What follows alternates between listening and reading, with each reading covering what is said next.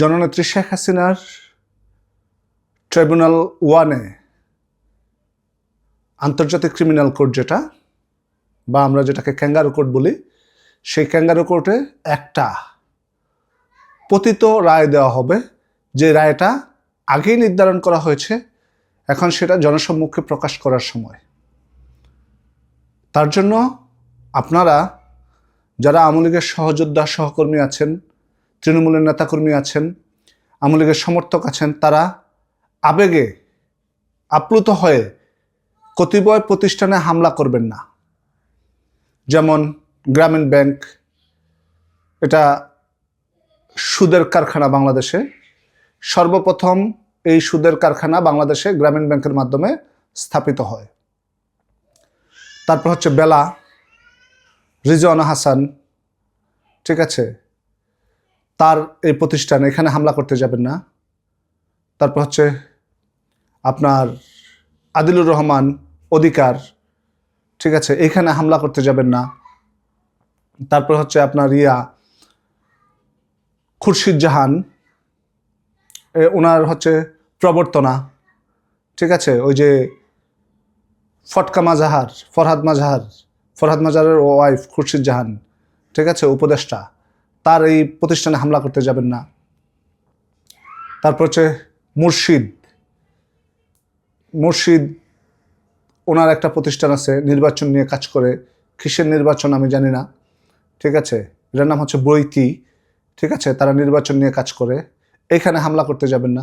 এই যে প্রতিষ্ঠানগুলোর কথা বলেছি আপনাদেরকে, প্রবর্তনা, গ্রামীণ ব্যাংক, বেলা, অধিকার, তারপর হচ্ছে বৈতি, এই এনজিওগুলোতে আপনারা আবেগপ্লুত হয়ে কেউ হামলা করতে যাবেন না।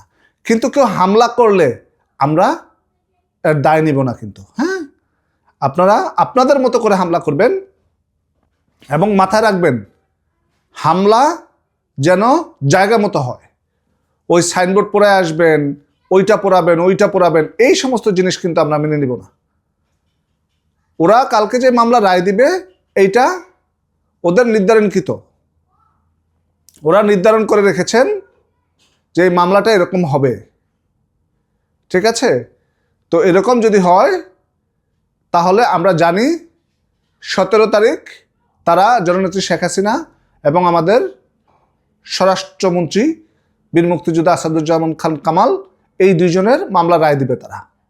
এখন এই রায় হচ্ছে তাদের আগেই বানায় রাখছে। এই রায় যেই ক্যাঙ্গারু কোর্ট থেকে জননেত্রী শেখ হাসিনার যেই আইনজীবী আর বিচারপতির যে কথোপকথনের যে ভিডিও প্রকাশ পেয়েছে, সেটা নিয়ে আমি একটা ভিডিও করেছি, আপনারা জানেন। সো এইটা পাতানো বিচার, ঠিক আছে, যেখানে অলরেডি মামলার রায় নির্ধারণ করা আছে, এখন শুধু এরা জনসম্মুখে প্রকাশ করবে। কিন্তু আমি আপনাদেরকে আবারও বলছি, আপনারা রায় পাওয়ার পরে আবেগে বেশি গিয়ে কেউ যদি গ্রামীণ ব্যাংক, প্রবর্তনা, বৈতি, অধিকার, তারপর হচ্ছে আপনার বেলা, এগুলোতে হামলা করেন, এর জিম্মাদারি কিন্তু দল নেবে না, ঠিক আছে। এগুলোকে ঠিকমতো গুছিয়ে রাখুন। আপনারা যদি এখনই ভাঙাভাঙি পোড়াপুরি শুরু করে দেন, তখন আমরা যারা দেশের বাইরে আছি তারা এসে তো কিছু পাবো না। কি সমস্ত কথাবার্তা বলছেন এগুলো আপনারা? আমরা এসে কি পাবো এগুলো? তখন আমরা কি করব? কেন আমাদের কি 2-4টা পোড়ানোর অধিকার নেই? এটা কেমন ধরনের কথাবার্তা? আপনারা এখনই গ্রামীণ ব্যাংকের শাখার মধ্যে আগুন লাগানো শুরু করে দিয়েছেন। এখন আপনারা তো আগুন লাগাচ্ছেন না, এটা আমরা জানি। এটা করছে জামায়াত শিবির, এনসিপি, তারা করছে, সেই দোষটা আমাদের উপর চাপাচ্ছে। এটা আপনাদেরকে ওয়ার্নিং করে দিলাম যে আপনারা জননেত্রী শেখ হাসিনার যে পতিত বিচার হবে, সে বিচারের রায় প্রকাশ পাওয়ার পরে আপনারা আবেগে বেশি যাবেন না। এবারের যে সিদ্ধান্ত, এইটা আমাদের বুঝে শুনে চিন্তা করে নিতে হবে। একত্রিত থাকার সময় এখন আমাদের, আমরা সংঘবদ্ধভাবে সবকিছু মোকাবেলা করব। জননেত্রী শেখ হাসিনা কিভাবে মোকাবেলা করতে হবে তার দিক নির্দেশনা উনি প্রত্যেকটা আন্তর্জাতিক মিডিয়াতে বক্তব্য দেওয়ার সময় বলে দিচ্ছেন। আপনারা সুন্দর করে এই বক্তব্যগুলোকে খেয়াল করুন, তাইলেই আপনারা বুঝতে পারবেন যে কিভাবে আমাদের এগুলোকে করতে হবে, প্রতিহত করতে হবে। এখন আপনি এই এনজিওগুলো আছে, এরা দেশের জন্য কাজ করে না, আপনারাও জানেন, কিন্তু এরা তো নিজের জন্য কাজ করে। তো এখন যারা উপদেষ্টা হিসেবে আছে তারা এখান থেকে বের হয়ে নিজেদের পেট চালাইতে হবে না? আজব কথাবার্তা। তারা এখন যা লুটটুট করে নিছে এগুলো দেশের বাইরে সেটেল করবে, বাড়ি গাড়ি কিনবে, ছেলে সন্তান ওইখানে রাখবে। কিন্তু তারা তো বুড়া বয়সে একসাথে বসে বসে তো মদ গিলতে হবে না, একসাথে অবাধে মেলামেশা করতে হবে, মদ খাইতে হবে। সেই খাওয়ার জন্য হইলেও তো এই প্রতিষ্ঠানগুলো তাদের দরকার। আপনারা এত এত মানে ন্যারো মাইন্ডেড চিন্তা করবেন না আপনারা। গ্রামীণ ব্যাংক, প্রবর্তনা, আমি আবারও আপনাদেরকে মনে করে দিচ্ছি, প্রতিষ্ঠানগুলোর নামগুলো খেয়াল রাখবেন। গ্রামীণ ব্যাংক, প্রবর্তনা, বেলা, অধিকার, বৈতি, ঠিক আছে? এগুলো আপনারা একটু ইয়াতে থাকবেন, একটু দূরে থাকবেন এগুলো থেকে। সব এখনই শুরু করে দিলে আমরা এসে বাগে পাবো না কিছু। আপনারা সব সময় মাথায় রাখবেন, আপনাদের যেই ভাই ব্রাদারগুলো দেশের বাইরে আছে, আপনাদের সাথে ভিডিও, অডিও, অনলাইন, ফেসবুক, সামাজিক যোগাযোগ মাধ্যমে আপনাদের সাথে একত্রিত আছে, তাদেরও তো কিছু হক আছে, তাই না? তাদের কিছু অধিকার আছে না? সেই অধিকারটা কি আপনারা আমাদেরকে দিবেন না? এটা কেমন কথা ভাই? আমাদের জন্য কিছু বাঁচায় রেখেন। হ্যাঁ, শুরু করার সময় এসেছে।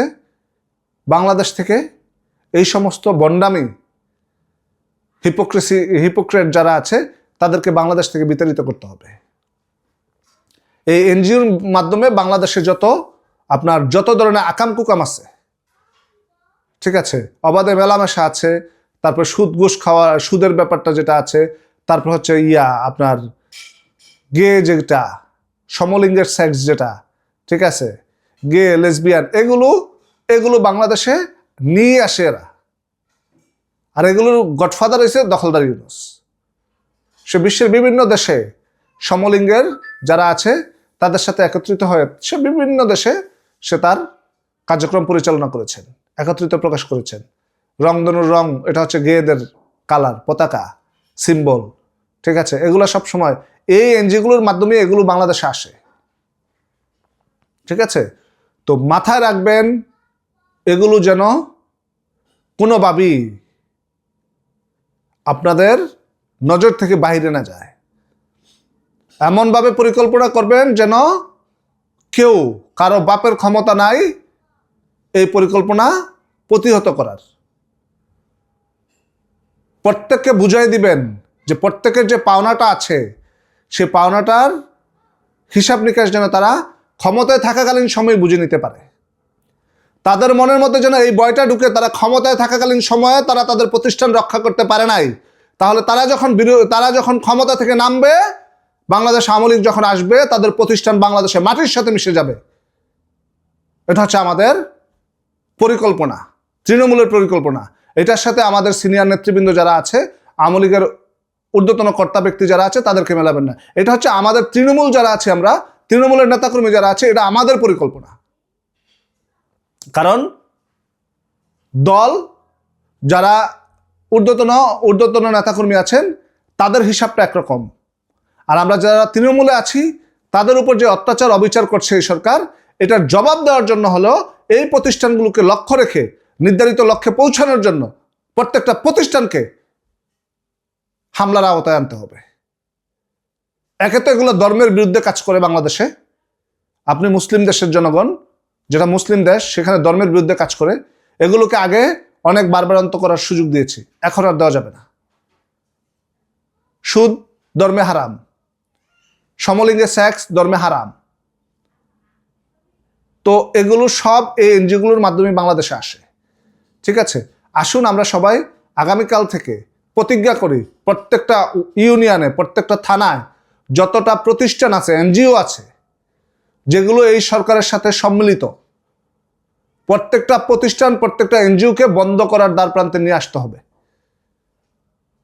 কারণ যদি আমরা এই সরকার ক্ষমতায় থাকাকালীন অবস্থায় প্রতিটা এনজিওকে বন্ধ করতে পারি, তাহলে এই সরকার বুঝতে পারবে যে তারা ক্ষমতায় থেকেও বালটা ছিঁড়তে পারে না, আর ক্ষমতা থেকে গেলে তো কোনো কথাই নেই। আগামীকালের জন্য আমরা প্রস্তুতি নেই, আমাদের প্রস্তুতিটা খুবই গুরুত্বপূর্ণ। তারা যেই রায় নির্ধারণ করে রেখেছে সেটা আগামীকালকে প্রকাশ করে দিবে। তো আমাদেরও যেই পরিকল্পনা আছে, আমাদেরও এটা প্রকাশ করতে হবে। আজকের মতো এ পর্যন্তই। ভালো থাকবেন, সুস্থ থাকবেন। জয় বাংলা, জয় বঙ্গবন্ধু। বাংলাদেশ চিরজীবী হোক, দখলদারি ইউনূস নিপাত যাক।